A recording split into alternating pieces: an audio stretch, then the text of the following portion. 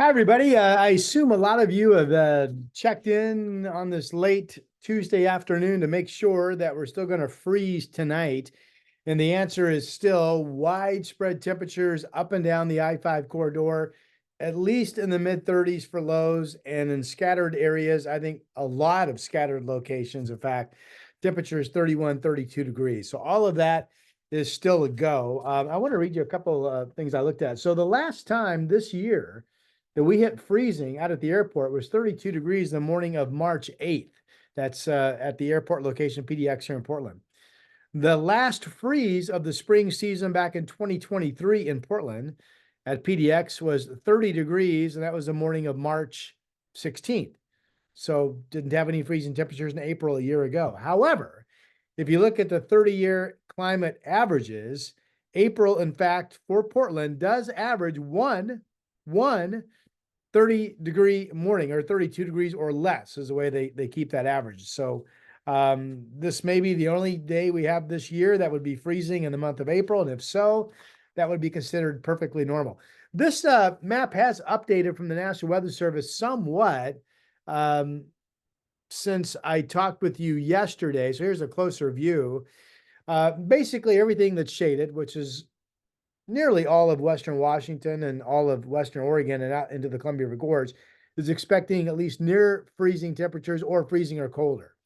So what the Weather Service has done is the light blue colors, which is basically the flats of the I-5 corridor for the most part, from Albany up through Salem, up through Portland, up through Vancouver, up into Kelso Longview, up through Toledo, and then farther north, under a frost advisory, where the NWS thinks temperatures for lows would generally be 31, 32, 33, 34, certainly no colder than 30. Now, the areas in purple, or the darker shading on your computer, which includes the Hood River area, includes the upper elevations of the Coast Range, or at least above the lower elevations of the valley floor. And then also does include from near Albany and then south into Eugene, a freeze warning. What's the difference? Well, the NWS believes these areas in the freeze warning could potentially get down into the upper 20s. Reading their discussion, I don't believe they think anybody will get colder than, say, 27 degrees. And if you look at what's going on, that probably makes sense. So there you go. The frost advisory, the freeze warning, depending on your location, for overnight tonight into Wednesday morning. The setup is what we've been talking about. We're already in this cooler batch of air. We've already seen this cold front right here, the blue line, that dropped through us earlier today. And now coming down from the north, merging with the cool air that we've had that came off of the Pacific, is this cold, dry Canadian high pressure system.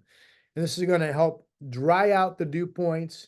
The less water vapor you have, the farther the temperature can fall at night when it's clear and you have light winds, and that'll be the recipe this time around. It still looks like we'll pick up east winds at some point, maybe not tomorrow until tomorrow night, and then east breezes on Thursday and on Friday. So just to kind of recap this big story of the freezing temperatures or near freezing temps tonight, the fact that you should double check and make sure your garden hoses are disconnected just to be safe on the outside spigots.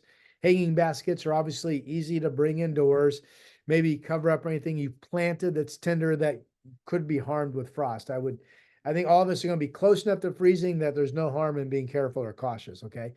So Wednesday lows up and down the I-5 corridor, the flats of the valley, I like to call it, and up through Clark County and Cowlitz County, anywhere from as low as 29, and I don't know if anybody gets that low or not, but that would be the lowest, to as warm as 36. So most of us are going to be in that 31, 32, 33, 34 degree zone. And then with the east winds blowing by Thursday morning, only areas that are flat calm, that don't get the east wind, would have a chance to be 30. A lot of us will be around 40 or warmer that morning. And then by Friday, I think, even if you don't have any east wind where you live, the overall batch of air is warmed enough that at the coldest, it will be around 36 in the valley. In some areas where the wind is blowing, could be as warm as 49 degrees. So right here, courtesy of KGW TV, is the latest weather model for tomorrow. And I'll play this. You can see the temperatures: Oregon City 32, Woodburn 31, Salem 32, Scappoose 34. So a lot of us in that 30 to 34 degree range. This gives Portland 33. I'm forecasting 35. Notice the warm up. Here we are Wednesday at 4 p.m. Despite the chilly start, it's clear, light winds, and most of us are 60 or better. That's going to be nice. And I'll let this play into Thursday morning. Here we are Thursday morning. Now, a couple things to note Thursday morning. I think you can see those transparent streamlines. That's the east wind picking up. Where you see the most lines closest together, it's the breeziest. But that's why Thursday morning at 6 a.m., Sandy 45, Gresham 46. This gives downtown Portland 39, Woodburn 38. It does give Silverton 30, Salem 36. So there's the difference in what a little bit of wind can do in terms of holding temperatures up. So exactly what we talked about. None of this has changed. It's all a very consistent forecast the last couple of days. This is the national blended model, and unfortunately, this doesn't let me animate every single hour. So at 5 a.m. tomorrow morning, this shows 36 around Portland, 35 around Salem, 36 in Tillamook, 34 degrees up in Olympia, or 33, 38 up in Seattle. This would be 5 a.m. These temperatures will drop in the 6 o'clock hour. So areas that are 34 have a good chance to be 31 or 32, for example. Again, I wish it would let me go every hour, but it doesn't. It skips. And here is the afternoon hours showing 60 or better from Southern Oregon up through Portland, up into 60 in Kelso Longview, upper 50s up in Seattle, and some nice 50-degree temperatures along the coast as well. And then we talked about Thursday morning, but here's Thursday afternoon. Notice the bright yellow. This is a big time warm-up. It's possible that parts of the Willamette Valley and maybe Clark County hit 70. This certainly shows 67, 68 in Oregon, and then up by 5 in Seattle, it shows more like 63 or 64 degrees. It looks like Friday is going to be the warmest day of the week, so let me show you those temps. This is 5 p.m. Friday afternoon, 67 up in Seattle. Here's the 69, 70, 71, 72 degree temperatures up and down I-5 in Oregon, even 74 as you drop down to the south. And some nice, this shows 67 in Tillamook.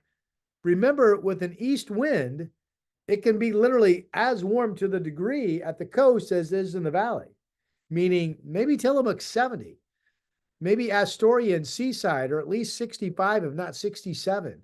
So that's really beautiful weather along the, especially the Oregon coast as we go into Friday. I do want to touch on the wind because I've been talking about it. Pretty much just a flat, calm wind tonight that allows for the temperatures to really drop off. This shows tomorrow afternoon some wind speeds, variable to east, 11 to 14.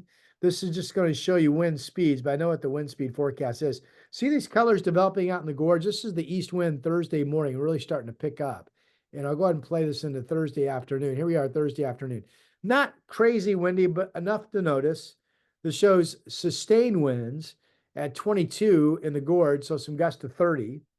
Shows sustained winds in the mid-20s, some gusts to maybe 20, 25 in parts of the North Willamette Valley. Not as breezy when you get away from the gorge down into Marion County, for example, and farther south. Not as breezy up in Cowlitz County, but there you can see what's going to be going on. And I think this is going to continue. Here's Friday morning.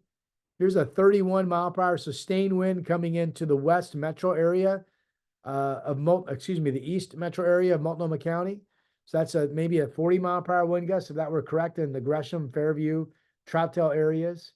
Still in the afternoon, still pretty gusty to maybe some 30 mile per hour gusts in the North Valley around Portland. You get away from the gorge outflow area, it's calmer down in central and south Willamette Valley in southern Oregon, and not as breezy up in Seattle either. But here's all those east winds up through the Columbia Basin on Friday. So we'll keep an eye on that. I think it's more something we notice than anything to worry about. Here's the upper flow pattern. This is the American GFS model. And this is tomorrow afternoon. So the cold trough that's given us the highs in the 50s yesterday and today, and the spotty showers that will be ending tonight. Here's that trough tomorrow afternoon over in Montana and the Dakotas. We're slowly getting into this ridging you see out here, which again will bring us near 70-degree temperatures on Thursday, and certainly 70 or better in the Portland-Salem area. Into Friday. Here's the ridging. And then this model now starts to agree with the European that there is absolutely cloudiness expected on Saturday, with the chance of some showers developing mainly in the PM hours in the Inland Valley. This is Saturday at 5 p.m. You can tell a little trough right here. Is it a strong, deep, cold system? Absolutely not. But is it reasonable to assume we get clouds? And models are showing that. Is it reasonable to assume that we would get at least some scattered afternoon showers? And models are showing a reasonable chance of that as well. So that's Saturday afternoon. So the European and American models now locking in on that. What about Sunday? Sunday, you can make the case there's still a scattered shower threat in the morning, and then during the afternoon, the showers nearly complete. The showers either completely end Sunday afternoon or they taper off in numbers, and we open up some sun breaks. This shows rising pressure heights, a little weak ridging here offshore. This is Sunday. And then we go into Monday, which I do have dry. And then here's Tuesday. This doesn't look like much. Some of the models are actually throwing some pretty hefty moisture our way Tuesday into Wednesday of next week. I would say that just started to show up this morning. I don't have a lot of confidence in it yet. And really, overall, there's not much cold and not much of anything overly strong until this trough shows up. And this would be Monday, April 29th. So that's chilly. That's absolutely some likely showery activity going into the last day of April. And then that's as far as that model goes. So, but I think confidence is high that the freezing threat we have tomorrow morning, Wednesday morning, and to a far lesser extent Thursday for the flats of the I-5 corridor and the Oregon coast, that this will be it. This is the final freezing opportunity of the year. I don't see anything going into the first week of May, and after that, it would become pretty rare, obviously. All right, temperatures out there, 5 o'clock in the afternoon. Seattle running at 52 degrees. Quick look at temperatures. Look at the sun the next 3 days. Wow.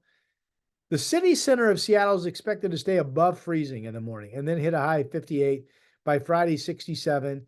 There's that shower chance Saturday, and then this shows mostly sunny, 60 on Sunday. That could be absolutely true. Absolutely true. Let's go ahead and skip all the way down to Medford. We're at 64 right now.